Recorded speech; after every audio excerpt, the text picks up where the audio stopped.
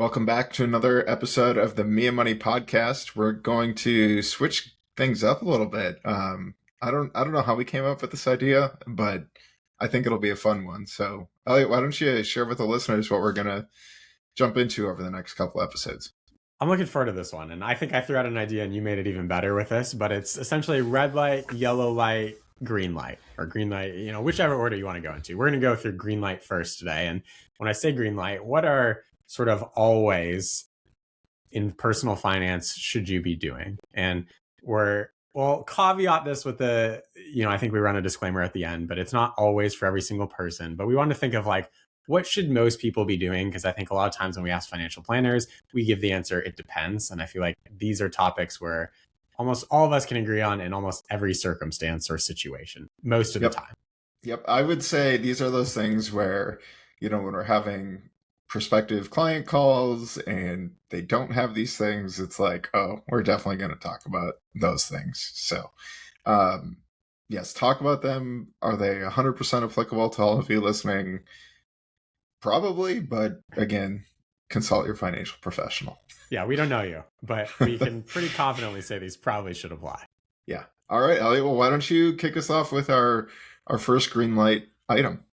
First one for me is a credit freeze. And I've racked my brain for a while now thinking who would this not apply to? And I have not come up with anybody. So if you're listening and you're like, hey, I know someone who should not have their credit frozen, I would love to hear about it and why, because I'd love to be proven wrong.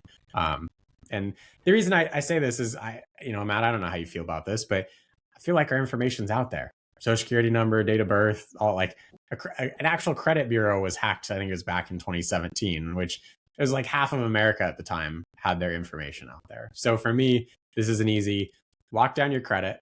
So if you go apply for credit, it's essentially not going to pull. But more importantly, if a scammer or fraudster, someone else tries to apply for credit in your name, it should shut down the process right there and then. Yep. I would agree, unless you're buying a car today or tomorrow, maybe not worth your time, right? Yeah, I think this one's pretty easy. I would also say, just as a slight side topic to that, this is a really good option. I mean, I don't know how you feel, Elliot, about some of those identity protection services, but I think if you just do this, which is completely free, and be careful on those websites, the Experian, Equifax, TransUnion, they're going to try to get you to buy something. You should not be paying anything to freeze your credit. But I think this is a really good step to avoid needing some of those identity monitoring tools. Sure, someone could still do something fraudulent, but chances are they're just going to try and get this free money from you, right? In the form of opening lines of credit. So I think this is just again, a no-brainer, simple, free, easy to freeze, easy to unfreeze, relatively painless thing that most people should be doing. And again, I would love to hear from people if there's a legitimate reason as to why you don't think you should freeze your credit.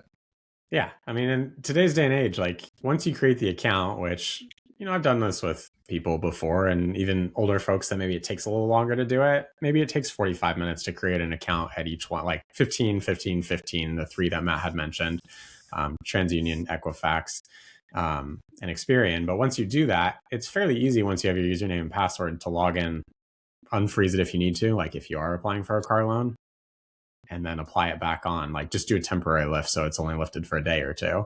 So. Yep. And if you're listening to this and you have aging parents or grandparents, for the love of God, please just go schedule some time with them and help them get this done. It will probably make your life a lot easier down the road. And or if you have kids, do it for your kids too, or help your kids do it. Yeah. Yeah. All right. I love that. I'm going to go next. Yeah. What do you have? Unless you have anything else on the credit freeze. No. All right. So item number 2, the emergency fund. I think this is, again, it's one of those things where it's kind of boring. It's not going to be the most, shall we say, efficient or maximizing thing, but a lot of people, I think, I'm really happy that when I go onto personal finance Reddit, I see people who are saving early and they're investing early, and that's all fine and dandy. But if you don't have that safety valve behind it when you either get laid off or can't work, or something big happens at home, like a medical bill, or you got to put the roof on after a hailstorm or something like that, it's really going to disrupt those habits. And I think just having that emergency fund and being able to inject, that cash flow into your budget when you do have those disruptions to your normal pace of life, it's worth its weight in gold, right? And at the end of the day, getting started is the hardest thing. So again, I commend all the people out there who have started investing, but if you don't have an emergency fund, I think that's a pretty no-brainer item for them to get started with. How about you? I definitely agree. I would say, and we don't have to go into too much detail, but like, how much an emergency fund and where do you keep it? I think those are the next two common questions for folks. Yeah, and I think this is a really interesting thing because it is kind of like risk tolerance in a sense, right? Yeah. Like, how stable is your job? How much would you be able to or want to adjust your lifestyle if something big did happen, right? Those are all very subjective questions. I mean, just personally, like, Allison's a nurse. I think that's a pretty as stable as they get job. There's almost always a shortage. So we do lean a little bit closer to that 3-month mark. But, some people who are in very volatile jobs, I think tech is probably a pretty good example, especially over the last few years. Like, maybe you want to lean a little bit closer to 6. But that all depends too on, do you have a spouse? Do you have support from other areas of life? Like, those are all really subjective things too. What would you add to that? I was just, as you were talking, I was thinking, like, do you and your spouse work for the same company even, right? There's some people out there, like, there's sort of double risk in that. And I would also say, like, the reason for an emergency fund is also to prepare for a changing world. So as you talked about nurse, I thought back to, like, federal employees probably thought that their job would, like, historically, their jobs have been extremely safe, right? It's not too often that you go through mass layoffs or that sort of thing, but that changed the last few years. So I think that talks also to the importance of an emergency fund of, like, traditionally what is safe may not actually be safe in a future world. And I'm not going to go into, like, why it would be or not, right? Like, who knows? That's the whole point of it, is the uncertainty and why the emergency fund fills that gap. So I think that just goes to, like, it's a risk tolerance question when it comes to how much as well. Right. Yep. I 100% agree with that. And I think too, just, going beyond that, like, there could be a seasonal reason why you want to go above 6 months. Maybe, you're planning on starting a family and you want to build your own paternity leave, or someone wants to go down in hours, or someone wants to be a stay-at-home parent, or you want to, take some time off after a job. I don't know. Like, there's so many other reasons. But I think it's just a good thing to remember. Like, take that number with a grain of salt, but you should have one at least 3 months, I would say, is a pretty safe piece of general advice. For sure. And I'm going to speak to the retirees just for like 30 seconds here, because I think things change, at least for me personally, when you hit retirement, is you usually have a pool of investments. And for most people, you have a mix of stocks and bonds that you can pull from depending on how markets are doing. So I'm less concerned about a really long dated emergency fund, like 6 months or 12 months, because you can always pull cash from these portfolios. Now, there's tax planning and other pieces that go around that, but I just want to mention that because I think that's a time frame that a lot of people sometimes end up with a little more cash than they need or feel like they need it. And if you feel like you need it, nothing wrong with that. I'm not shaming that in any way. But just from a technical point of view, like, if you have some bonds in the portfolio, you can also pull from those if stocks aren't doing well. Yeah. I will say though, like, there is still something very Sure. psychological about Yep. having some degree of cash, like, whether it's just you want to take that trip or you want to help the grandkids do whatever. I don't know. You know Absolutely. what I mean? Like, there's something magic about that first chunk of cash that you have. And I think that will make people who are saving in investments only, I think you'll feel a lot more comfortable once you have that cash buffer. Yeah, definitely. I just want to mention that because Yeah. I think No, that's fair. you hit on the cycle. Like, I think when you're a retiree, it's more the psychological, emotional thing as opposed to like, oh shoot, I need this for when life actually happens. Yep. Right. Like Yep. there's actually disruption to my life at that point, as opposed to Yep. just the emotional side of things, which both are totally valid. Yep. Agreed. All right. What's your next one? Well, I want to spend just a little more time on this Oh, because okay. Okay. I think I had asked, like, where do you keep it? Mm. Because Hmm. I feel like this gets overcomplicated for a lot of people. And again, this is not advice, but like, what are some options? Yeah. I mean, there's a lot of people, right? Almost everyone has a checking account, right? So you can keep it there. You can keep it in a savings account at the same bank. I think there's a strong argument to be made for a couple of reasons. Having it at a separate bank, I think out of sight, out of mind can be really helpful when you truly are treating this as a emergency fund and not something that, oh, it's Black Friday and that big TV that I wanted is on sale and I have, $30,000 sitting in the bank. Like I can go buy that. That's not the Sure. point of the emergency fund. So I'm a big believer. I know it creates another login and that can be annoying. I guess like a half option would be if you have a brokerage account, just putting it in there and putting it in a money market fund and at least earning a bit higher of interest. But if you are going to keep it at a separate bank, looking for a high yield savings account like at Ally Bank, Capital One, I think Goldman Sachs rate is pretty good. There's quite a few out there. Those are just the ones that I typically see. I don't know. Would you add anything to that? And theoretically, you could do T-bills or CDs or, like an ETF that's a short-term government, like just options out there. But Sure. at the end of the day, I really like the savings account. I'm a big fan of simplicity. So I think like just an online savings account where you do most of your banking, hopefully anyway, that's where mine usually resides, is the simplest and easiest option for most Yeah. folks. Definitely not under your mattress or in a coffee can in the attic Or or something. 100% stock ETF portfolio. I know sometimes that somehow that gets suggested online. Yeah, but then you could go kind of to your argument, if you have enough in there, but whatever. We won't go down that rabbit hole. Yeah. All right. Anything else on the emergency fund? Nothing on that one. I think we did a great job. All right. What's next?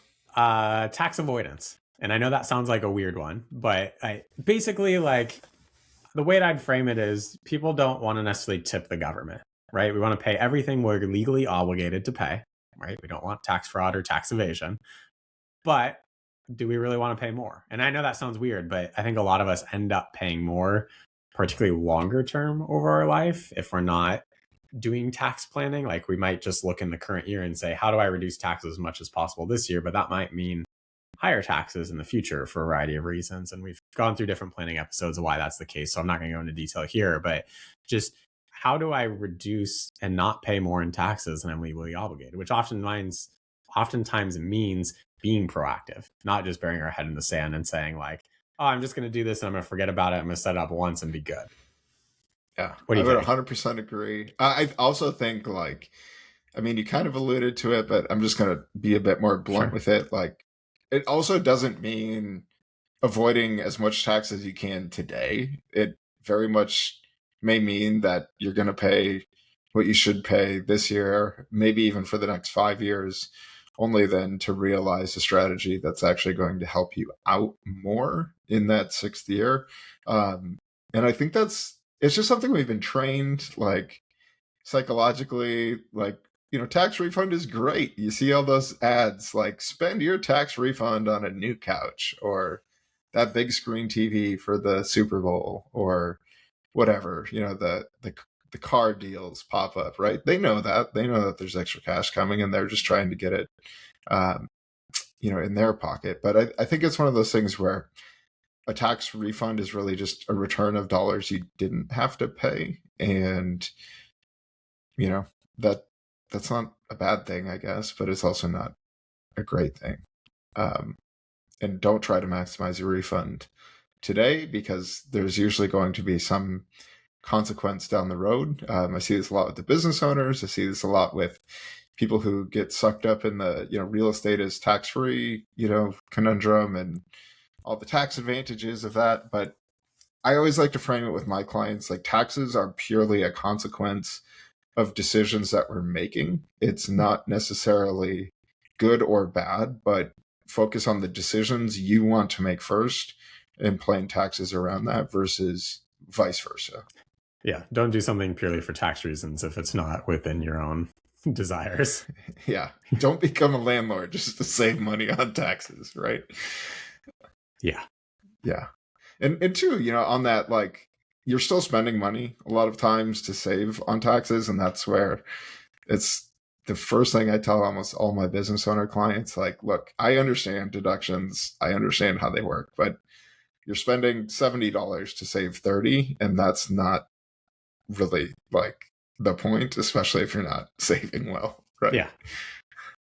Definitely. So, And I would say like this is a good plug for working with an accountant or a financial planner. I know we don't do that often, but like having someone who you can proactively connect with throughout the year is super helpful. I have an accountant. Could I do my own tax return? Probably. Do I want to? No. And they're going to bring new ideas to my attention. That's going to be helpful. I mean, I'll give the example. I ran into someone the other day that they had such large deductions because of business type things going on that they could actually recognize more income and pay nothing in taxes. So there were years where they were paying nothing in taxes and could have been recognizing income that's going to get recognized at some point, probably in the future. So there were missed opportunities there. And that's a good example of they were avoiding tax, which is great, but they almost avoided it too much, which I know sounds weird, but when you're not fully utilizing, so, and that's rare, it doesn't always happen, but that's just one example, sort of an like extreme point. right. Well, I think there's other things too, and this is kind of now going down the rabbit hole, but it's, the way some of the ACA credits work, like you have to have some income because if you have no income, like you're disqualified. But if you have too much income, then you're disqualified too. So there's a lot of ranges in those tax codes. And that's where I think that's why tax is such a pain point for a lot of people. It is kind of like 3-dimensional chess, where just because you're seeing one move one way doesn't mean you fully understand the impact of another area of the tax code and how that's impacting you. And that can be equally or possibly more problematic than the problem you were trying to avoid in the first place. And it's a pain. I feel your pain. I have people ask all the time, like, why is it this way? And it's like, well, some lobbyist, some law, something happened. I wish it were simpler. And it's not easy to make that big of a change, right? No. I mean, it could be, but a lot of people are going to be upset, and people don't like change. So exactly.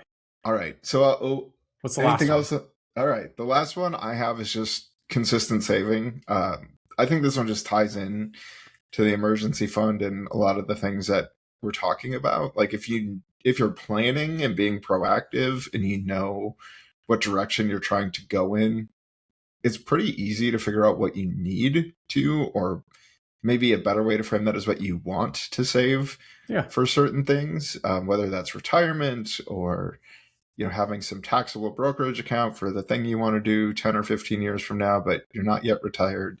I think it's just, it's really nice once you get into that autopilot mode. And I think that's where, once you have that emergency fund and you're not worried about, a few $1,000s or losing your job completely destroying you on day one, and you have some time to react, it's a lot easier to just go about and enjoy the things that you want to do and just not worry about it. I mean, I'll speak from personal experience. Like when I'm sure you had the same thing, when you started the business and there's like no income coming in, you kind of had to micromanage your money a lot more and think about every little decision you're making. And now that the mortgage is on auto pay and the utilities are on auto pay and all these things are just on auto pay, like I just don't have to worry about it. And I think that's where financial freedom happens, where you don't really have to think about it. Like, you should still pay attention to it, but you don't have to think about it and muscle your way through every week, month. And